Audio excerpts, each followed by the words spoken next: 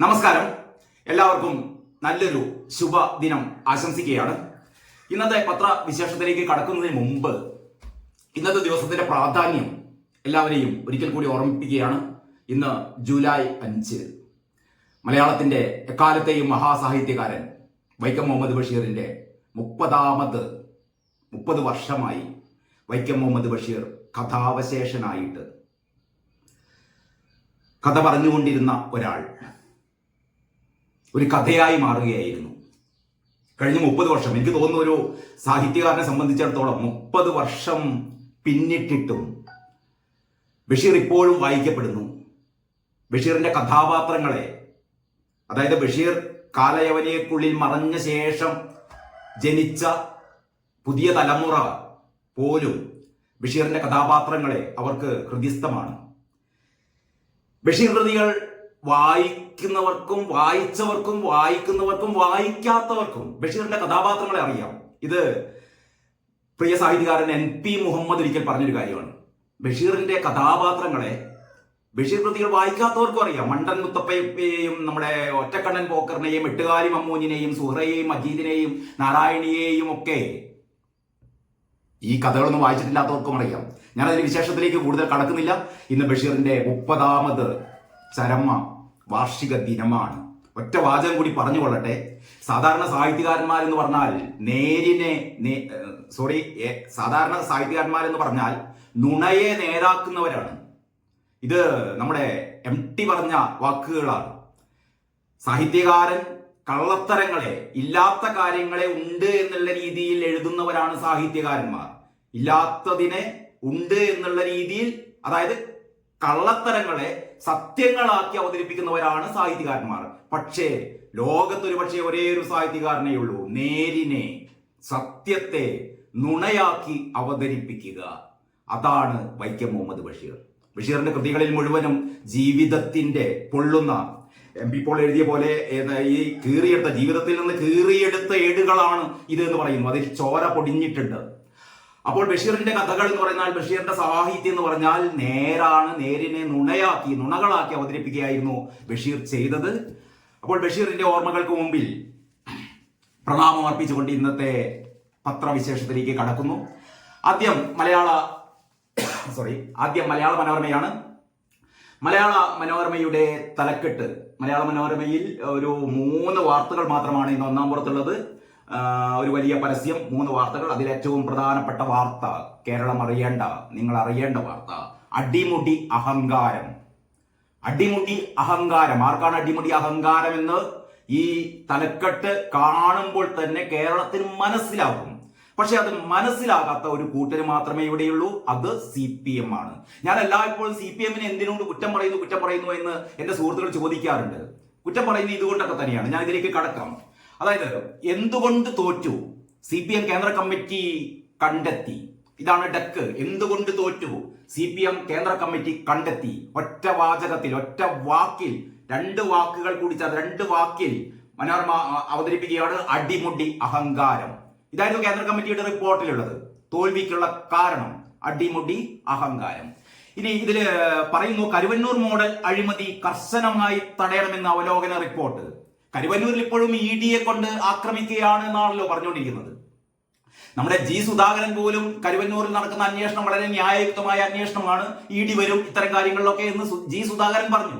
പക്ഷേ ഇവിടത്തെ സഖാക്കന്മാർ, മൂത്ത സഖാക്കന്മാർ മുതൽ കുട്ടി സഖാക്കന്മാർ വരെ പറഞ്ഞുകൊണ്ടിരുന്നത് ED വരുന്നത് എന്തോ സഹകരണ മേഖല, കേരളത്തിലെ സഹകരണ മേഖലയെ തച്ച് തകർക്കാനാണ് എന്നൊക്കെയാണ് പറഞ്ഞുകൊണ്ടിരുന്നത്. ഇതാ കേന്ദ്ര കമ്മിറ്റിയുടെ റിപ്പോർട്ട്.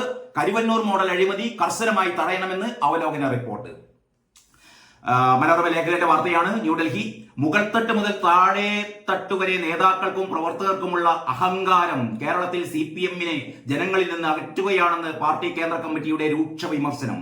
ഇത്തരം തെറ്റായ പ്രവണതകൾ പരിഹരിക്കാൻ നടപടി സ്വീകരിക്കണമെന്ന് ലോക്സഭാ തിരഞ്ഞെടുപ്പ് പ്രകടനം സംബന്ധിച്ച് കേന്ദ്ര കമ്മിറ്റി അംഗീകരിച്ച അവലോകന റിപ്പോർട്ട് നിർദ്ദേശിച്ചു. സഹകരണ സ്ഥാപനങ്ങളിലും പഞ്ചായത്തുകളിലും വർദ്ധിച്ചു വരുന്ന അഴിമതി തടയാൻ കർശന നടപടി വേണമെന്ന് കരുവന്നൂർ സഹകരണ ബാങ്കിലെ ക്രമക്കേട് ഉൾപ്പെടെ സൂചിപ്പിച്ച് കേന്ദ്ര കമ്മിറ്റി ആവശ്യപ്പെട്ടു. കരുവന്നൂരിൽ പാർട്ടിയെ കേന്ദ്ര അന്വേഷണ ഏജൻസികൾ വേട്ടയാടുകയാണെന്ന് സംസ്ഥാന നേതൃത്വം നിലപാടെടുക്കുമ്പോഴാണ് സഹകരണ സ്ഥാപനങ്ങളിൽ അഴിമതി വർദ്ധിക്കുന്നുവെന്ന വിമർശനം കേന്ദ്ര നേതൃത്വത്തിന്റെ റിപ്പോർട്ടിലുള്ളത്. തിരഞ്ഞെടുപ്പിന് മുൻപ് പാർട്ടി നടത്തിയ വിലയിരുത്തലും യഥാർത്ഥ ഫലവും തമ്മിൽ വലിയ അന്തരമുണ്ടായി. ജനങ്ങളുടെ രാഷ്ട്രീയ താല്പര്യം കൃത്യമായി അളക്കാൻ പാർട്ടി ഘടകങ്ങൾക്ക് സാധിക്കുന്നില്ലെന്നാണ് ഇത് തെളിയിക്കുന്നതെന്ന് കേന്ദ്ര കമ്മിറ്റി വിലയിരുത്തി. ഇങ്ങനെയാണ് മനോരമയുടെ മെയിൻ സ്റ്റോറി ഉള്ളത്. ഇതിൽ ഏറ്റവും പ്രധാനപ്പെട്ട ഒരു കാര്യം, രക്ഷാപ്രവർത്തനം തുടരും. ഒരുപക്ഷെ ഇന്നലത്തെ ഏറ്റവും നികൃഷ്ടമായ ഒരു കാഴ്ചയായിരുന്നു. തെറ്റുപറ്റി എന്ന് സമ്മതിക്കലാണ് ഒരു യഥാർത്ഥ ജനാധിപത്യവാദി, യഥാർത്ഥ മനുഷ്യസ്നേഹി അല്ലെങ്കിൽ ഒരു യഥാർത്ഥ ഭരണകർത്താവ് ചെയ്യേണ്ടത്. നമ്മൾ മനുഷ്യരാണ്, തെറ്റുകൾ പറ്റാതിരിക്കാൻ നമ്മൾ ദൈവങ്ങളൊന്നുമല്ലല്ലോ. പക്ഷെ തെറ്റ് പറ്റുമ്പോൾ തെറ്റ് പറ്റി എന്ന് ഏറ്റുപറയുകയും ജനങ്ങളുടെ മുമ്പിൽ തെറ്റ് പറ്റിപ്പോയി, ഇനി മുതൽ ആ തെറ്റ് തിരുത്തും എന്ന് പറയുകയാണ് ബുദ്ധി. പക്ഷെ നമ്മുടെ മുഖ്യമന്ത്രി ഇപ്പോഴും പറയുന്നത് തെറ്റൊന്നും പറ്റിയിട്ടില്ല. ഇതാണ് ഫാസിസം എന്ന് പറയുന്നത്. ഫാസിസത്തിന് വേണ്ടിയിട്ട് മോദിയുടെയും അമിത്ഷായുടെയും കിടപ്പറയിലേക്ക് അല്ലെങ്കിൽ മോദിയുടെയും അമിത്ഷായുടെയും കൊട്ടാരങ്ങളിലേക്ക് നിങ്ങൾ പോകേണ്ട കാര്യമില്ല. ഫാസിസം എന്ന് പറയുന്നത് ഇതാണ്. ഈ വാചകം, അതായത് രക്ഷാപ്രവർത്തനം തുടരുമെന്നാണ് ഇന്നലെ മുഖ്യമന്ത്രി നിയമസഭയിൽ പറഞ്ഞത്. ആ വാർത്ത ഞാനൊന്ന് വായിക്കാം. മഹാരാജാവല്ലെന്ന് കേരളം ഓർമ്മപ്പെടുത്തിയില്ലേ എന്ന് സതീശൻ ചോദിച്ചതാണ്. മഹാരാജാവല്ലെന്ന് കേരളം ഓർമ്മപ്പെടുത്തിയില്ലേ? രാജാവല്ല, ജനങ്ങളുടെ ദാസൻ എന്ന് പിണറായി. വാചകങ്ങൾ ഒരു കുറവുമില്ല. ഞാൻ ദാസനാണ്. ഒരു ദാസൻ എന്നുള്ള പ്രയോഗം മലയാളി ഏറ്റവും കൂടുതൽ കേട്ടത് എന്താ ദാസ നമുക്ക് ആ ബുദ്ധി നേരത്തെ തോന്നാഞ്ഞത് എന്ന് പറയുന്ന സത്യൻ അന്തിക്കാടിന്റെ സിനിമയിലാണ്. അതിലേക്ക് കടക്കാം.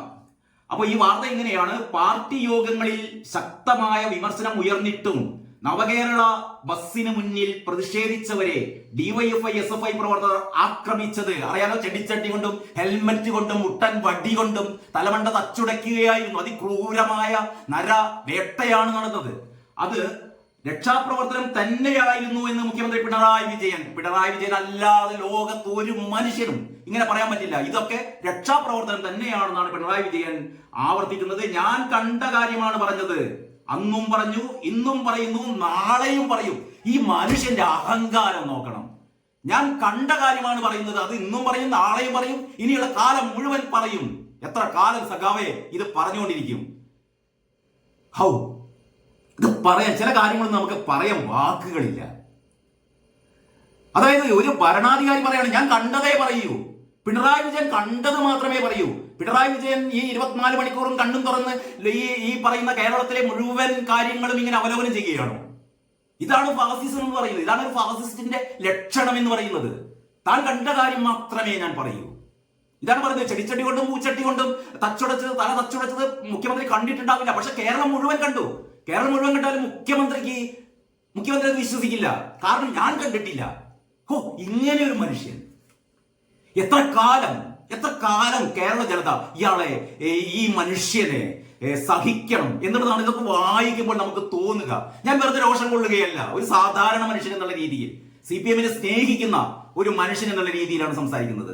അപ്പൊ ഇങ്ങനെയാണ് മുഖ്യമന്ത്രി നിയമസഭയിൽ പറഞ്ഞത്. എന്നിട്ട് മനോരമ ഒരു പടം കൊടുത്തിട്ടുണ്ട്. അതായത് കരിങ്കൊടി വീശിയ യൂത്ത് കോൺഗ്രസുകാരെ ഒരു പോലീസുകാരൻ ലാത്തി കൊണ്ട് അംഗരക്ഷകരെ മുട്ടൻ വടിയെടുത്ത് മർദ്ദിക്കുന്നതൊക്കെ നമ്മൾ കണ്ടതാണ്. ഇതായത് പോലീസുകാരൻ ഒരു ഭാഗത്ത് നിന്ന് ഇടതു ഭാഗത്ത് നിന്ന് പോലീസുകാരന്റെ അടി, ഇങ്ങനെ പുറത്തുനിന്ന് ഡിവൈഎഫ്ഐക്കാരൻ കല്ലുകൊണ്ട്. ചിത്രങ്ങൾ കള്ളം പറയില്ലല്ലോ. എന്നിട്ട് അതിന്റെ ക്യാപ്ഷൻ കൊടുത്തിട്ടുണ്ട്, രക്ഷാപ്രവർത്തനം 2023 ഡിസംബർ 19. 2023 ഡിസംബർ 19 എടുത്ത ചിത്രമാണിത്. മുഖ്യമന്ത്രി പിണറായി വിജയൻ നയിച്ച നവകേരള സദസ് ബസ് കൊല്ലം ചിന്നക്കടയിലൂടെ കടന്നുപോയപ്പോൾ കരിങ്കൊടി കാണിച്ച യൂത്ത് കോൺഗ്രസ് ജില്ലാ വൈസ് പ്രസിഡന്റ് ആദർശ് ഭാർഗവനെ ഡിവൈഎഫ്ഐ പ്രവർത്തകർ കല്ലുകൊണ്ടും പോലീസ് ലാത്തി കൊണ്ടും മർദ്ദിക്കുന്നു. ഇതൊക്കെ കണ്ടിട്ടാണ് മുഖ്യമന്ത്രി പറയുന്നത് ഇതൊക്കെ രക്ഷാപ്രവർത്തനമാണ്. ഇത് ഇന്നും തുടരും, നാളെയും തുടരും, മറ്റന്നാളും തുടരും, ഇനിയുള്ള കാലം മുഴുവൻ കൽപ്പാന്ത കാലത്തോളം തുടരുമെന്ന് പറയുന്നത്. ഇതിന്റെ കൂടെ ഒരു ചെറിയ ബോക്സ് ഉണ്ട്. അതായത് VD സതീശന്റെ പ്രസ്താവനയാണ്. VD സതീശൻ നിയമസഭയിൽ പറഞ്ഞതാണ്, നവകേരള ബസ്സിൽ യാത്ര ചെയ്തപ്പോൾ നിങ്ങൾക്ക് തോന്നി നിങ്ങൾ മഹാരാജാവാണെന്ന്. അല്ലെന്നാണ് കേരളം നിങ്ങളെ ഓർമ്മപ്പെടുത്തിയത്. അപ്പോൾ പിണറായി വിജയന്റെ മറുപടിയാണ്, ഞാൻ മഹാരാജാവൊന്നുമല്ല, ജനങ്ങളുടെ ദാസനാണ്, എല്ലാ കാലത്തും ജനങ്ങളോടൊപ്പമാണ്. ഈ ജനങ്ങൾ, പിണറായിയുടെ ജനങ്ങൾ ആരാണപ്പാ? ഞാൻ എല്ലാ കാലത്തും ജനങ്ങളോടൊപ്പമാണ്. കമലേച്ചിയും വീണയും മാത്രമേ, അല്ലെങ്കിൽ റിയാസും മാത്രമേ ഈ പിണറായി വിജയന്റെ ജനങ്ങളുള്ളൂ. ഈ പറയുന്ന തലമണ്ട അടിച്ചു പൊട്ടിക്കുന്ന പാവം യൂത്ത് കോൺഗ്രസ്സുകാരൊന്നും പിണറായിയുടെ ജനങ്ങളല്ലേ? അപ്പൊ ഈ നേരത്തെ വാർത്തയുടെ തുടർച്ചയാണ്. മുഖ്യമന്ത്രി പറയുന്നു, എന്താ പറയുന്നത്, ഞാൻ കണ്ട കാര്യമാണ് പറഞ്ഞത്, അന്നും പറഞ്ഞു, ഇന്നും പറയുന്നു, നാളെയും പറയും. രോഷത്തോടെ മുഖ്യമന്ത്രി പറഞ്ഞു. അതാണ് സ്ഥായിയായ സ്വഭാവം. എന്നിട്ട് അതിന് ബാക്കിയാണ് പ്രതിപക്ഷം അത് തുടരൂ എന്ന് ഡെസ്കിൽ തട്ടി പ്രോത്സാഹിപ്പിച്ചു. അല്ലാതെ പ്രതിപക്ഷം എന്താണ് ചെയ്യുക? മുഖ്യമന്ത്രി ദയവായി അങ്ങ് തുടർന്നോളൂ. എത്ര കാലം തുടരും? മാക്സിമം പോയാൽ 2 വർഷം അല്ലെ? അത് കഴിഞ്ഞിട്ടും കേരള ജനത ഈ മുഖ്യമന്ത്രിയെ തന്നെയാണോ തെരഞ്ഞെടുക്കാൻ പോകുന്നത്? അതുകൊണ്ട് പ്രതിപക്ഷം പറയുന്നത് തുടർന്നോളൂ, തുടരട്ടെ, കളി നടക്കട്ടെ എന്ന് പണ്ട് MT യുടെ ഒരു കഥാപാത്രം പറഞ്ഞിരുന്നു ഗോപുരനടയിൽ എന്ന് പറയുന്ന നാടകത്തിൽ. അതാണ് ഓർമ്മ വരുന്നത്. കളി തുടരട്ടെ. നമ്മളെ ശാന്തേടത്തിയായിരുന്നു, കോഴിക്കോട് ശാന്താദേവി ആയിരുന്നു ആ കഥാപാത്രത്തെ അവതരിപ്പിച്ചത്. ഒരു ഭ്രാന്തി തള്ള അവരായിരുന്നു സത്യങ്ങൾ തുറന്നു പറഞ്ഞത് ഗോപുരനടയിൽ എന്ന് പറയുന്ന നാടകത്തിൽ. ഞാൻ വെറുതെ ഓർമ്മിച്ചു പോയി എന്ന് മാത്രമേ ഉള്ളൂ. അപ്പോൾ പ്രതിപക്ഷം അത് തുടരൂ എന്ന് ഡെസ്കിൽ തട്ടി പ്രോത്സാഹിപ്പിച്ചു. ഭരണപക്ഷങ്ങളോട് നിങ്ങൾ കയ്യടിക്കുന്നില്ലേ എന്ന് പ്രതിപക്ഷം ചോദിച്ചപ്പോൾ പ്രതിപക്ഷം ചോദിക്കുകയാണ്, മുഖ്യമന്ത്രിയുടെ ഈ പ്രസ്താവന കേട്ടിട്ട് എന്താ ഭരണപക്ഷമേ കയ്യടിക്കാത്തത് എന്ന് ചോദിച്ചപ്പോൾ മുഖ്യമന്ത്രി പറയുന്നു, വേണ്ട സമയത്ത് അവർ കയ്യടിച്ചോളൂ. അതാണ് മുഖ്യമന്ത്രി, വേണ്ട സമയത്ത് അവർ കയ്യടിച്ചോളൂ. ഞാൻ ഇവിടുന്ന് ആക്ഷൻ കാണിച്ചാൽ മുഖ്യമന്ത്രിക്ക് ഒരു പ്രത്യേക ആക്ഷൻ ഉണ്ടല്ലോ, പണ്ട് സുധാകരനെ പേടിപ്പിച്ച ഒരു ആക്ഷൻ, അങ്ങനെ ഞാനൊരു ആക്ഷൻ കാണിച്ചാൽ ഇവർ കയ്യടിച്ചോളും. ഇത് മുഖ്യമന്ത്രിയുടെ വിചാരം തന്റെ താളത്തിനകത്ത് തുള്ളുന്നവരാണ് ഈ പറയുന്ന ഭരണപക്ഷത്തിരിക്കുന്നത്. ഇവരുടെയൊക്കെ മനസ്സിനുള്ളിൽ ഈ മനുഷ്യനോടുള്ള വെറുപ്പും വിദ്വേഷവും എത്രമാത്രമാണെന്ന് ഇടക്കിടക്ക് നമ്മൾ പൊട്ടിപ്പോകുന്നത് കാണാറുണ്ട്. അപ്പോൾ മുഖ്യമന്ത്രി പറയുകയാണ്, വേണ്ട സമയത്ത് അവർ കയ്യടിച്ചോളും, നിങ്ങൾ പറഞ്ഞിട്ട് കയ്യടിക്കേണ്ടവരല്ല അവർ. പിന്നാലെ ഭരണപക്ഷം കയ്യടി തുടങ്ങി. ഭരണപക്ഷത്തിന് വേറെ നിവൃത്തിയില്ല, നിവൃത്തികേട് കൊണ്ട്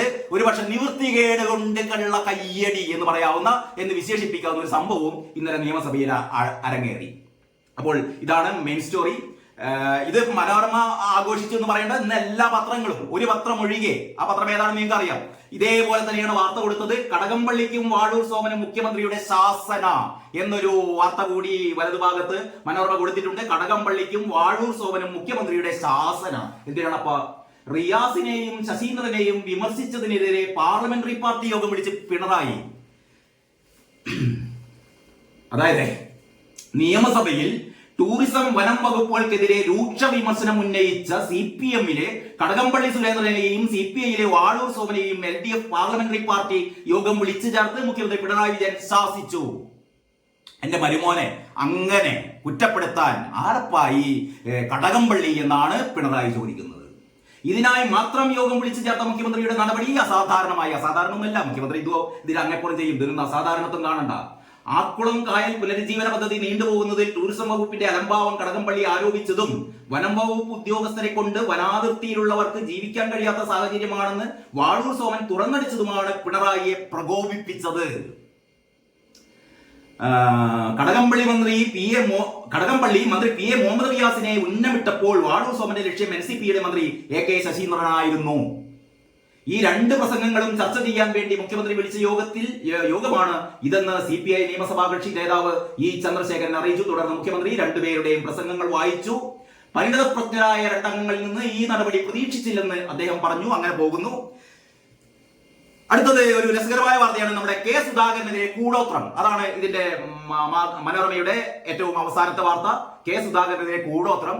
K സുധാകരൻ, അതായത് ഇപ്പൊ ബോംബ്, തോക്ക്, ഇതിനും നല്ല സ്ഥാനം. കാരണം കേരളം ഇങ്ങനെ നവോത്ഥാന കേരളം വികസിച്ചുകൊണ്ടിരിക്കുകയാണല്ലോ. അപ്പൊ അതിനനുസരിച്ചുള്ള ഒരു നടപടി അക്രമത്തിന് വേണം. അപ്പൊ ഇനി കൂടോത്രമാണ്. പണ്ട് ഏതൊരു സിനിമയില്, എനിക്ക് തോന്നുന്നു മിഥുനം എന്ന് പറയുന്ന സിനിമയിലാണെന്ന് തോന്നുന്നു, നമ്മുടെ ഇന്നസെന്റിന്റെ കഥാപാത്രം പറയുന്നൊരു കാര്യമുണ്ട്. ഇന്നസെന്റിനെ ആണ് തോന്നുന്നു.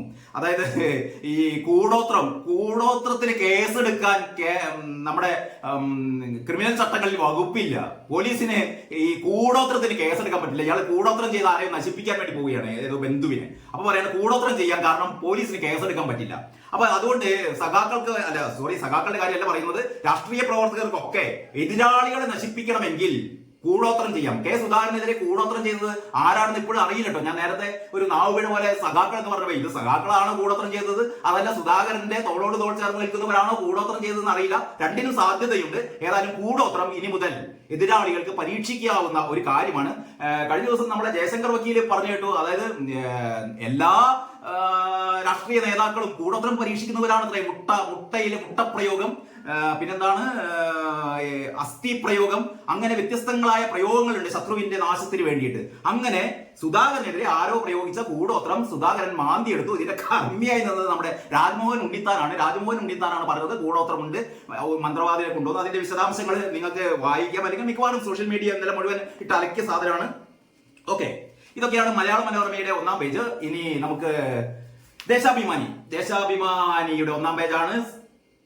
1, 2, 3 വലിയ പരസ്യങ്ങളാണ്. പാർട്ടി പത്രമാണെങ്കിലും പരസ്യങ്ങൾ ഇഷ്ടം പോലെ കിട്ടുന്നുണ്ട് കേട്ടോ. ഇതിലൊരു ചെറിയ വാർത്ത മാത്രമേ ഉള്ളൂ ഒന്നാം പേജില്. ആ ഒന്നാം പേജിലെ ഇന്നത്തെ പ്രധാന വാർത്ത, ഇന്നലെ മുഴുവൻ സംഭവിച്ചത് മുഴുവൻ പാർട്ടിക്കേറ്റ അടികളായിരുന്നു കൊണ്ട് പാവം ദേശാഭിമാനിക്ക് വാർത്തകളൊന്നും എടുക്കാൻ പറ്റിയില്ല.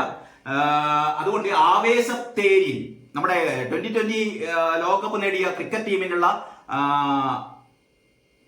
ക്രിക്കറ്റ് ടീമിനുള്ള ആദരം ആയിട്ട് കൊടുത്തിരിക്കുകയാണ്. അതായത് 17 വർഷത്തെ കാത്തിരിപ്പ് അവസാനിപ്പിച്ച് 2020 ലോകകപ്പ് കിരീടത്തിൽ ലോകകപ്പിൽ വീണ്ടും മുത്തമിട്ട ഇന്ത്യൻ ടീമിന് ഉജ്ജ്വല വരവേൽപ്പൊരുക്കി രാജ്യം. വ്യാഴം പുലർച്ചെ 5ഓടെ നായകൻ രോഹിത് ശർമ്മയുടെ നേതൃത്വത്തിൽ ഡൽഹിയിൽ വിമാനമിറങ്ങിയ ടീം ഇന്ത്യയെ ആരാധകർ ആവേശത്തോടെ വരവേറ്റു.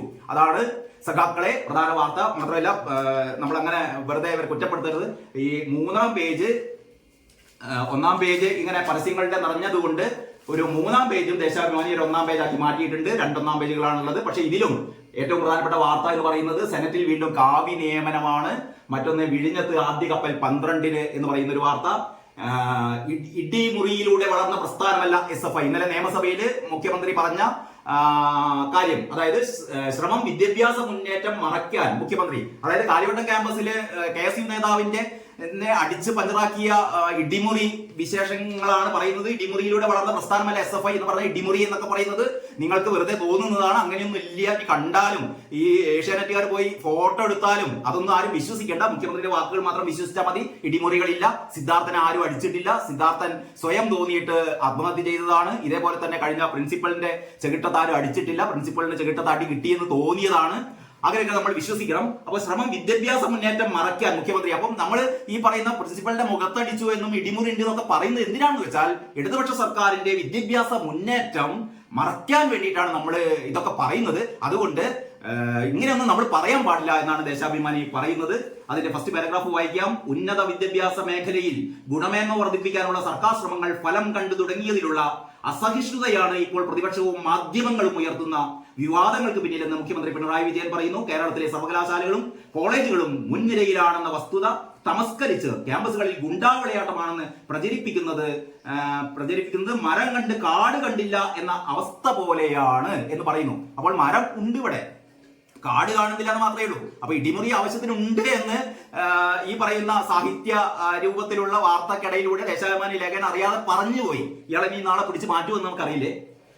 പിന്നെ ജനങ്ങളുടെ ദാസൻ എന്ന് മുഖ്യമന്ത്രിയുടെ പടം വെച്ചിട്ട് പറയുന്നു. ഇനി മുതൽ ജനങ്ങളുടെ ദാസൻ എന്നറിയപ്പെടും. ഇതുവരെ കാരണഭൂതൻ എന്ന് തിരുവാതിരപ്പാട്ട് പാടി കാരണഭൂതൻ എന്ന് പറഞ്ഞിരുന്നു. പിന്നെ കഴുകൻ എന്നൊക്കെ പറഞ്ഞിട്ട് സൂര്യൻ കഴുകൻ എന്നൊക്കെ പറഞ്ഞ മറ്റൊരു വാഴ്ത്തുപാട്ടുണ്ടായിരുന്നു. അത് അധികം ആഘോഷിക്കപ്പെട്ടില്ല. പക്ഷെ കാരണഭൂതൻ എന്ന് സർവത്ര ആൾക്കാർ പറയാറുണ്ട്. ഞാനും പലപ്പോഴും കാരണഭൂതൻ എന്ന് പറഞ്ഞിട്ട്. കാരണം പറയുന്നത് സഖാക്കൾ എല്ലാവരും സഖാക്കൾ എഴുതിയ തിരുവാതിരപ്പാട്ടിലുള്ള സഖാക്കൾ കളിച്ച തിരുവാതിരപ്പാട്ടിലുള്ള ഒരു പരാമർശം പറഞ്ഞു മാത്രമേ ഉള്ളൂ. മുഖ്യമന്ത്രിയെ ആക്ഷേപിക്കാനല്ല, ഒരിക്കലും തെറ്റിദ്ധരിക്കരുത്. ഇനി മുതൽ കാരണഭൂതൻ എന്നുള്ള വാക്ക് നമ്മൾ മാറ്റുകയാണ്. പകരം ദാസൻ, ജനങ്ങളുടെ ദാസൻ. എന്താ ദാസ, നമുക്ക് ആ ബുദ്ധി നേരത്തെ തോന്നാഞ്ഞത് എന്ന ദാസൻ പ്രയോഗം നമ്മുടെ മനസ്സിൽ ഉള്ളിടത്തോളം കാലം ഈ ദാസന് ആ ദാസൻ എന്നുള്ള അർത്ഥമല്ല പെട്ടെന്ന് മലയാളികളുടെ മനസ്സിലേക്ക് ഓടിയെത്തുക എന്നുകൂടി പറഞ്ഞുകൊണ്ട് പിന്നെ സുധാകരന്റെ കൂടോത്ര വാർത്ത വരുന്നുണ്ട്. മൃതദേഹാവശിഷ്ടങ്ങൾ മാറ്റിയെന്ന് സംശയം. നമ്മുടെ 15 വർഷം മുമ്പ് നടന്ന കലയുടെ കൊലപാതകത്തെ കുറിച്ചാണ് വാർത്ത.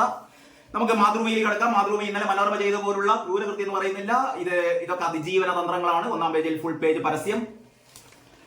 അത് കഴിഞ്ഞ് ഇതാണ് മാതൃഭൂമിയുടെ ഒന്നാം പേജ് എന്ന് പറയുന്നത്. മാതൃഭൂമിയുടെ ഒന്നാം പേജ് ഇന്ന് ഒരു എന്താ പറയാ, വലിയ എടുത്തുചാട്ടങ്ങളൊന്നും ഇല്ല, ആക്രോശങ്ങളൊന്നും ഇല്ലാത്ത ഒന്നാം പേജ്. ഇതില് മെഡിസെപ്പ് മതിയായി. ഇതാ മാതൃഭൂമിയുടെ മെയിൻ സ്റ്റോറിയാണ്. മെഡിസെപ്പ് പദ്ധതി മതിയാക്കുകയാണ് അത്ര. എല്ലാവർക്കും പരാതി, നിർത്താനൊരുങ്ങി സർക്കാർ.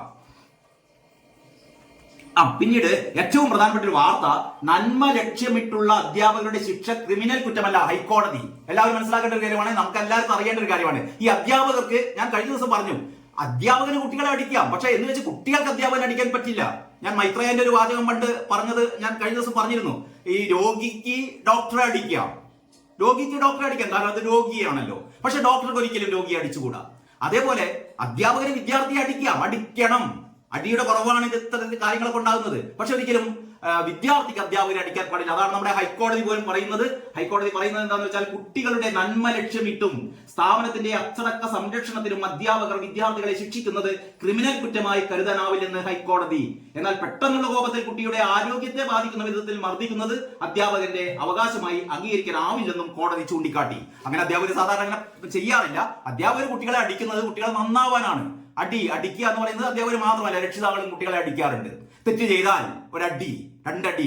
അപ്പോൾ അടിയുടെ ചൂട് കൊണ്ട് പലപ്പോഴും തെറ്റുകൾ എന്താണെന്ന് കുട്ടികൾ തിരിച്ചറിയും. അത്തരത്തിലുള്ള അടി ഇനി മുതൽ സ്കൂളുകളിലും കോളേജുകളിലൊക്കെ വേണം എന്നുള്ളതാണ് ഹൈക്കോടതി പറയുന്നത്. അതുകൊണ്ട് അത് ക്രിമിനൽ കുറ്റമാണ്. അധ്യാപകനെതിരെ കേസ് കൊടുക്കാനൊന്നും പറ്റിയില്ല. ഇത് നമ്മുടെ സഖാക്കളൊക്കെ പ്രത്യേകിച്ച് ഓർമ്മയിൽ വെക്കേണ്ട ഒരു കാര്യമാണ് കേട്ടോ. അടുത്തത് ബാല്യകാല സഖിക്ക് നിത്യഹരിത ബാല്യം എന്ന് പറയുന്ന മമ്മൂട്ടിയുടെ ഒരു ഓർമ്മക്കുറിപ്പാണത്. കാരണം ബാല്യകാല സഖി ബഷീറിന്റെ ബാല്യകാല സഖി 80 വർഷം പിന്നിടുകയാണ്. മജീദിനും സുഹറക്കും 7 വയസ്സായിരുന്നു, മജീദിന് 9 വയസ്സായിരുന്നു. ബാല്യകാല സഖിയിലെ സുഹറക്ക് 7 മജീദിന് 9 വയസ്സായ കാലഘട്ടത്തിലാണ് ബാല്യകാല സഖി തുടങ്ങുന്നത്. പിന്നീട് അവർ വളർന്ന് വലുതാകുന്ന ആ കഥകളൊക്കെയാണല്ലോ നമ്മുടെ ബാല്യകാല സഖിയിലുള്ളത്. 80 വർഷമായി. ആ 80 വർഷത്തെ ബാല്യകാല സഖിയെ കുറിച്ച് ഓർക്കുകയാണ്. ബാല്യകാല സഖി എന്ന് പറയുന്ന ബഷീറിന്റെ നോവലിനെ കുറിച്ച്, ചെറു നോവലിനെ കുറിച്ച് ഓർമ്മിക്കുകയാണ് മമ്മൂട്ടി. കാരണം മമ്മൂട്ടിയാണല്ലോ ബാല്യകാല സഖിയില് മജീദായി വേഷമിട്ടത് സിനിമയിൽ. ഇതില് ഏറ്റവും പ്രധാനപ്പെട്ട കാര്യം എനിക്ക് പറയാനുള്ളത്, ഈ ബാല്യകാല സഖി വായിക്കുമ്പോഴേ ഇതില് കഴിഞ്ഞ 80 വർഷമായിട്ടും മലയാളി ചോദിച്ചുകൊണ്ടിരിക്കുന്ന, മലയാളി ആകുലപ്പെട്ടുകൊണ്ടിരിക്കുന്ന ഒരു ചോദ്യമുണ്ട്. അവസാനം ബസ് വന്നിട്ട് മജീദ് ബസ്സിൽ കയറാൻ വേണ്ടി പോകുമ്പോൾ സുഹറയോട് ഒരു കാര്യം നിന്നോട് പറയാനുണ്ട് എന്ന് പറഞ്ഞപ്പോഴേക്കാണ് ബസ് വരുന്നത്. ഒരു കാര്യം നിന്നോട് പറയാനുണ്ട്. ആ പ്രണയാതുരയായ സുഹറ എന്താണ് മജീദ് പറയാൻ പോകുന്നത് എന്ന് കേൾക്കാൻ വേണ്ടി കാത്തിരിക്കുകയാണ്. ബസ് വരുന്നത്, മജീദ് കടന്നു പോകുന്നു. പിന്നീട് മജീദിനെ സുഹറ കാണുന്നില്ല. പിന്നീട് മജീദ് മരിക്കുകയാണ്. ഇപ്പോഴും മലയാളി ചോദിച്ചുകൊണ്ടിരിക്കുന്നത്, അല്ലെങ്കിൽ മലയാളി ഊഹിച്ചുകൊണ്ടിരിക്കുന്നത് എന്താവാം മജീദ് എന്ന സുഹറയോട് പറയാൻ ശ്രമിച്ചിരുന്നത്. ഇതാണ് ഒരു സാഹിത്യ സൃഷ്ടിയുടെ മൂല്യം എന്ന് പറയുന്നത്. 80 വർഷം കഴിഞ്ഞിട്ടും ആ ചോദ്യമാണ് നമ്മളെ മതിച്ചുകൊണ്ടിരിക്കുന്നത്. സുഹറ എന്താവാം മജീദിൽ നിന്ന് കേൾക്കാൻ ആഗ്രഹിച്ചിരുന്നത്, അല്ലെങ്കിൽ മജീദ് എന്താവാം സുഹറയോട് പറയാൻ വേണ്ടി പോയിരുന്നത്. അപ്പോൾ മാതൃഭൂമിയുടെ ഏതാണ്ട് 1-ാം പുറം അങ്ങനെയാണ്. നമ്മുടെ ഏറ്റുമുട്ടലിനെ കുറിച്ചുണ്ട്. പ്രതിപക്ഷ നേതാവും മുഖ്യമന്ത്രിയും എന്നുള്ള വാർത്ത ഏതാണ്ട് ഒതുക്കിയാണ് മാതൃഭൂമിയുടെ ഒരു കർമ്മം, അല്ലെങ്കിൽ മാതൃഭൂമിയുടെ ഒരു ധർമ്മം അനുഷ്ഠിച്ചിട്ടുണ്ട്. ഇത്തരത്തിലുള്ള മുഖ്യമന്ത്രി പിണറായി വിജയനെ അങ്ങനെ കടന്നാക്രമിക്കൊന്നും മാതൃഭൂമി ചെയ്യില്ല. കാരണം അതാണല്ലോ മാതൃഭൂമിയുടെ ഒരു ലൈൻ. അപ്പൊ ഏറ്റവും താഴെ നിങ്ങൾ മഹാരാജാവല്ല എന്ന് VD സതീശൻ പറയുന്നു, ഞാൻ ദാസനാണെന്ന് പിണറായിയും പറയുന്നു. ഇനി കാകദൃഷ്ടി, മത്സ്യവും വെള്ളവും പോലെയാണ് പാർട്ടിയും ജനങ്ങളും എന്ന് സീതാറാം യെച്ചൂരി. മാവോയുടെ സുപ്രസിദ്ധമായ വാചകമാണ് കേട്ടോ ഇത്. അതായത് മത്സ്യവും വെള്ളവും പോലെയാണ് പാർട്ടിയും ജനങ്ങളും. സീതാറാം യെച്ചൂരി ഓർമ്മിപ്പിക്കാൻ, അല്ലാതെ സീതാറാം യെച്ചൂരി എടുത്ത് പറഞ്ഞ കാര്യമല്ല, മാവോ പറഞ്ഞതാണ്. അപ്പോൾ ഇതിനുള്ള കമന്റാണ്, വെള്ളത്തിൽ താമര വിരിയാതെ നോക്കണം. അതാണ് ഇപ്പൊ സംഭവിക്കുന്നത്. വെള്ളത്തിലെ മത്സ്യവും വെള്ളവും പോലെയാവണം പാർട്ടിയും ജനങ്ങൾ എന്ന് പറയുമ്പോൾ അതിന്റെ അടുത്ത് അതല്ല, അതിനാൽ വെള്ളത്തിൽ താമര വിരിയും. അതാണ് ഇപ്പൊ സംഭവിച്ചുകൊണ്ടിരിക്കുന്നത്. ഇനി കേരള കൗമുദിയാണ്. കേരള കൗമുദി വീരോചിതം വരവേൽപ്പ് എന്ന് പറയുന്ന ടോപ്പ് ബാർ, അതായത് നമ്മുടെ ക്രിക്കറ്റ് ടീമിനുള്ള ആദരം, അവർക്കുള്ള വരവേൽപ്പ്. അത് കഴിഞ്ഞ് ഞാൻ നേരത്തെ പറഞ്ഞ നമ്മുടെ ഇതിലാണുള്ളത്.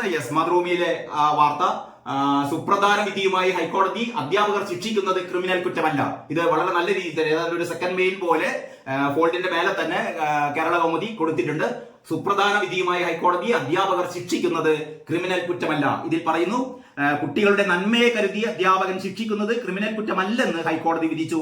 മാർക്ക് കുറഞ്ഞതിനോ അച്ചടക്കത്തിന്റെ ഭാഗമായോ ചുമതലപ്പെട്ട അധ്യാപകൻ ശിക്ഷിക്കുന്നത് ബാലനീതി നിയമലംഘനമല്ലെന്നും ജസ്റ്റിസ് A ബദറുദ്ദീൻ വ്യക്തമാക്കി. പിന്നെ സതീശൻ പിണറായി രൂക്ഷ വാക്പോര് എന്നുള്ളതാണ് കേരള കൗമുദിയുടെ മെയിൻ സ്റ്റോറി. നിങ്ങൾ മഹാരാജാവോ? സതീശൻ ചോദിക്കുന്നു. ഞാൻ ജനങ്ങളുടെ ദാസൻ എന്ന് മുഖ്യമന്ത്രിയുടെ മാസ് മറുപടി. SFI ആക്രമണത്തിൽ ബഹളം, നിയമസഭ ഇന്നലത്തേക്ക് പിരിഞ്ഞു. അത് രക്ഷാപ്രവർത്തനം തന്നെ. പിണറായി എന്ന് പറയുന്ന ഒരു ബോക്സ് കൂടി കൊടുത്തിട്ടുണ്ട്. അതിൽ നമ്മുടെ സുജിത്ത് 3-4 ദിവസമായി സുജിത്തിന്റെ കാർട്ടൂൺ കണ്ടിട്ട്, ഏതായാലും നമ്മുടെ പിണറായി വിജയൻ ഒരു കൊട ചൂടി ഇങ്ങനെ പഴയ ജന്മി സ്റ്റൈലിൽ നിൽക്കുന്നുണ്ട്. എന്നിട്ട് പറഞ്ഞു കടക്ക് പുറത്ത് എന്ന് പിണറായി വിജയൻ പറയുന്നു. ഒരു പാവം ജനം, ഒരു സാധാരണക്കാരനായ ഒരു പാവം ജനത്തിന്റെ പ്രതീകമായ ആ കഥാപാത്രം ഓടുകയാണ്. മുഖ്യമന്ത്രി പറയുന്നു കടക്ക് പുറത്ത്. ഇനിയും തല്ലിക്കോ ഞാൻ സഹിക്കാം. അത് കഴിഞ്ഞിട്ട് ദാസൻ, അതാ വിജയനാണ് പറയുന്നത്. അത് കഴിഞ്ഞിട്ട് ദാസൻ, ആ സിനിമയിലെ നിങ്ങൾ ആ സിനിമ കണ്ടാൽ ഓർമ്മിക്കും. അത് കാരണം മോഹൻലാലിന്റെ കാല് പിടിച്ച് ശ്രീനിവാസൻ പറയുന്നുണ്ടല്ലോ, ഈ എങ്ങോട്ടേക്കോ വിദേശത്തേക്ക് എങ്ങോട്ടൊക്കെ ഇയാളെ പോകാൻ വേണ്ടിയിട്ട് എന്നെയും കൊണ്ടുപോകണം, കൂടെ എന്നെയും കൊണ്ടുപോകണം, അതിന് വേണ്ടിയിട്ട് ഞാൻ നിങ്ങൾക്ക് ചായ ഉണ്ടാക്കി തരാം, ഭക്ഷണം ഉണ്ടാക്കി തരാം, നിന്റെ കാല് തിരുമാന്നൊക്കെ പറഞ്ഞിട്ട് അവസാനം ഈ ജനത്തിന്റെ കാല് മുഖ്യമന്ത്രി തിരുമുകയാണ്. എന്നിട്ട് പറയുന്നു ഇനിയും തല്ലിക്കോ ഞാൻ സഹിക്കും. കഴിഞ്ഞ തെരഞ്ഞെടുപ്പിൽ തോൽപ്പിച്ച പോലെ ഇനിയും തല്ലിക്കോ ഞാൻ സഹിക്കും എന്ന് പറയുന്നു. ആ സിനിമയെ ഓർമ്മിപ്പിക്കുകയാണ്. സുജിത്തെ പൊളിച്ചു, അത്രയേ പറയാനുള്ളൂ. അപ്പോൾ അത് രക്ഷാപ്രവർത്തനം തന്നെ എന്ന് ഞാൻ ആവർത്തിക്കുന്നില്ല. നേരത്തെ മനോരമ പറഞ്ഞ പോലെ തന്നെ അത് രക്ഷാപ്രവർത്തനം തന്നെ എന്ന് പിണറായി വിജയൻ ആവർത്തിക്കുകയാണ്. ചെടിച്ചട്ടി കൊണ്ടും ഹെൽമറ്റ് കൊണ്ടും മുട്ടൻ വടി കൊണ്ടുമൊക്കെ കരിങ്കൊടിക്കാരെ അടിച്ചത് രക്ഷാപ്രവർത്തനം തന്നെ എന്ന് മുഖ്യമന്ത്രി പറഞ്ഞുകൊണ്ടിരിക്കുന്നു. ഇനി മാധ്യമത്തിലേക്ക് കടക്കുന്നു. മാധ്യമത്തിന്റെ ഒന്നാം പുറം മുകളിൽ തന്നെ നമ്മുടെ ക്രിക്കറ്റ് ടീമിനുള്ള സ്വീകരണ പടങ്ങളാണ് മുകളിലുള്ളത്. മാധ്യമത്തിന്റെ പശ്ചാത്തലത്തിൽ രക്ഷാപ്രവർത്തനം തന്നെ, മാധ്യമത്തിന്റെ തലക്കെട്ടുന്നത് തന്നെയാണ് രക്ഷാപ്രവർത്തനം തന്നെ. വിവാദ പരാമർശം നിയമസഭയിൽ ആവർത്തിച്ച മുഖ്യമന്ത്രി, പിണറായി ആവർത്തിച്ച് പറയുന്നതിൽ സന്തോഷമെന്ന് പ്രതിപക്ഷം. ഞാൻ വീണ്ടും അത് ആവർത്തിക്കുന്നില്ല. എങ്കിലും എങ്ങനെയാണ് മാധ്യമം ആ വാർത്ത അവതരിപ്പിച്ച് നോക്കാം. AK ഹാരിസിന്റെ റിപ്പോർട്ടാണ്. മാധ്യമം പ്രവർത്തനത്തിലും ശൈലിയിലും തിരുത്തൽ അനിവാര്യമെന്ന് കേന്ദ്ര കമ്മിറ്റി അടക്കം തീരുമാനിച്ചതിന് പിന്നാലെ പാർട്ടിക്ക് പരിക്കേൽപ്പിച്ച പരാമർശം നിയമസഭയിൽ ആവർത്തിച്ച് മുഖ്യമന്ത്രി പിണറായി വിജയൻ. മുഖ്യമന്ത്രിയുടെയും മന്ത്രിപ്പടയുടെയും നവകേരള ബസ് യാത്രക്കിടെ കരിങ്കൊടി കാണിച്ച യൂത്ത് കോൺഗ്രസുകാരെ ഡിവൈഎഫ്ഐക്കാർ കൈകാര്യം ചെയ്തതിനെ രക്ഷാപ്രവർത്തനമെന്ന് വിശേഷിപ്പിച്ചതാണ് പിണറായി ആവർത്തിച്ചത്. തിരുവനന്തപുരം കാര്യവട്ടം ക്യാമ്പസിലെ SFI അക്രമവുമായി ബന്ധപ്പെട്ട അടിയന്തര പ്രമേയത്തിന് മറുപടി പറയുകയായിരുന്നു പരാമർശം. മുഖ്യമന്ത്രിയുടെ പ്രസംഗത്തിനിടെ പതിവിന് വിപരീതമായി പ്രതിപക്ഷം ഡെസ്കിലടിച്ച് പ്രോത്സാഹിപ്പിച്ചു. മുഖ്യമന്ത്രി അത് പറയുന്നതിൽ തങ്ങൾക്ക് വലിയ സന്തോഷമാണെന്ന് പ്രതിപക്ഷ നേതാവ് VD സതീശൻ പറഞ്ഞു. മുഖ്യമന്ത്രി സഭയിൽ പറഞ്ഞത് ആ ഒരു കൃത്യമായ ആ വാചകങ്ങൾ എന്താണ് എന്ന് ബോക്സിൽ മാധ്യമം കൊടുത്തിട്ടുണ്ട്. അത് ഞാനൊന്ന് വായിക്കാം. എന്താണ് മുഖ്യമന്ത്രി പറഞ്ഞതെന്ന് ഇന്നലെ കേൾക്കാത്ത ആൾക്കാരുണ്ടാവുമല്ലോ, നിങ്ങൾക്ക് വേണ്ടിയിട്ട്. ഞങ്ങളുടെ വാഹനത്തിന് മുന്നിലേക്ക് ഈ ആളുകൾ ചാടി വീഴുന്നവരെ പിടിച്ചു മാറ്റുന്നത് യഥാർത്ഥത്തിൽ അവരുടെ ദേഹത്ത് വാഹനം തട്ടാതിരിക്കുന്നതിന് വേണ്ടിയല്ലേ? അതെങ്ങനെ കുറ്റകരമാകും? കണ്ട വസ്തുത പറയാൻ ഞാൻ ബാധ്യസ്ഥനല്ലേ? ഞാൻ കാണാത്ത വസ്തുതയെക്കുറിച്ച് എങ്ങനെ പറയും? അതിനുശേഷം അവിടെ എന്ത് സംഭവിച്ചു എന്ന് ഞാൻ കാണുന്നില്ലല്ലോ. അതിനുശേഷമായിരിക്കാം അവിടെ ചെടിച്ചട്ടി കൊണ്ടും മറ്റേ ഹെൽമറ്റ് കൊണ്ട് കടിച്ചത്, അത് ഞാൻ കാണുന്നില്ലല്ലോ. അതിനുശേഷമാണ് രസം. കണ്ട കാര്യം ഞാൻ പറഞ്ഞു, അത് അന്നും പറഞ്ഞു, പിന്നെയും പറഞ്ഞു, ഇന്നും പറയുന്നു, നാളെയും പറയും. പക്ഷെ കാണാത്ത കാര്യം അത് ഞാൻ പറയില്ല. ആ കാര്യത്തിൽ സംശയം വേണ്ട. ഇത് കേൾക്കുമ്പോൾ നിങ്ങൾക്ക് എന്താണ് ഇത്ര വിറളി? നിങ്ങൾക്ക് സന്തോഷമല്ലേ വേണ്ടത്? അതിന്റെ കാരണമായി ഞങ്ങൾ പരാജയപ്പെട്ടെങ്കിൽ അത് വീണ്ടും പറയുമ്പോൾ ഇവർക്ക് സന്തോഷമല്ലേ വേണ്ടത്? എന്തിനാണ് വെപ്രാളപ്പെടുന്നത്? അപ്പൊ മുഖ്യമന്ത്രിക്ക് എന്തിനാണ് നിങ്ങൾക്ക് വെപ്രാളം? ഞങ്ങൾ വീണ്ടും പറയും. കാരണം കാണാത്തത് ഞാൻ വിശ്വസിക്കില്ല. ഞാൻ നേരത്തെ പറഞ്ഞതാണ്, ഒരു ഫാസിസ്റ്റിന്റെ ഏറ്റവും പ്രധാനപ്പെട്ട ലക്ഷണം മുഖ്യമന്ത്രി തന്നെ ആഘോഷിക്കുകയാണ്. മുഖ്യമന്ത്രി തന്നെ വിളിച്ചു പറയുകയാണ്, ഞാൻ ഫാസിസ്റ്റാണ്, ഞാൻ ഇവിടുത്തെ ഏറ്റവും വലിയ ഫാസിസ്റ്റ് ആണ് എന്ന് മുഖ്യമന്ത്രി വിളിച്ചു പറയുന്നു. അതാ പറയുന്നത്, ഞാൻ കണ്ടതേ പറയൂ, കണ്ടതേ വിശ്വസിക്കൂ, കാണാത്തത് വിശ്വസിക്കില്ല. എന്ത് കഷ്ടം. ഐസക്കിന്റെ ഒരു ബോക്സ് കൂടി കൊടുത്തിട്ടുണ്ട്. പിന്നെ ഒരു മനോഹരമായ കാർട്ടൂൺ ഉണ്ട്. പക്ഷേ രാജാവ് നഗ്നനല്ല. അറിയാലോ, പണ്ട് തുണിയെടുക്കാതെ നടന്ന രാജാവിന്റെ വസ്ത്രത്തെ കുറിച്ച് ലോകര് മുഴുവനും കൈകൊട്ടി പാടിയപ്പോൾ ഒരു കുട്ടിയാണ് ഒരു വിളിച്ചു പറഞ്ഞത്, അയ്യേ ഒന്നും ഉടുത്തിട്ടില്ല എന്ന്. അതേപോലെ പിണറായി വിജയൻ മേലാസകലം പരിക്കുകളോടെ ബാൻഡേജിൽ പൊതിഞ്ഞുകൊണ്ട് നടക്കുന്ന പിണറായി വിജയൻ. നമ്മുടെ ജഗതിയുടെ ഒരു കഥാപാത്രം ഉണ്ടായിരുന്നു, കിലുക്കം എന്ന സിനിമയിൽ ജഗതിയുടെ ഒരു ചിത്രമാണ് ഓർമ്മ വരുന്നത്. അതേപോലെ പിണറായി വിജയൻ മേലാസകലം ബാൻഡേജ് ഇട്ട് മൂടിക്കെട്ടി പരിക്ക് പറ്റിയ പിണറായി വിജയൻ നല്ല ഡാൻസും കളിച്ച് മുന്നിൽ നടക്കുകയാണ്. ലോക്സഭാ തെരഞ്ഞെടുപ്പ് ഫലം എന്ന് സൈഡിൽ എഴുതി വെച്ചിട്ടുണ്ട്. അങ്ങനെ എഴുതി വെക്കേണ്ട കാര്യമൊന്നുമില്ലെങ്കിലും ചിലതിന് മനസ്സിലാവും. അങ്ങനെ പിണറായി വിജയൻ ഡാൻസും കളിച്ച് നടക്കുന്നു. പിന്നാലെ കൊടയും ചൂടിയിട്ട് നമ്മുടെ ബാലൻ സഖാവ് ആണെന്ന് തോന്നുന്നു. പക്ഷേ രാജാവ് നഗ്നനല്ല എന്ന് പറഞ്ഞ് കൊടയും പിടിച്ച് നമ്മുടെ സഖാവ് പിന്നിലുണ്ട്.